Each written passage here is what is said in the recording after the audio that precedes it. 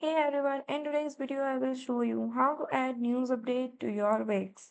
If you want to post regular updates or news on Wix site, let me show you how to do that. First, go to the Wix website and then you have to go on the top right side of your dashboard and click on design site. This will land you on your project. Once you are in, now go to the left side and you will see the plus icon.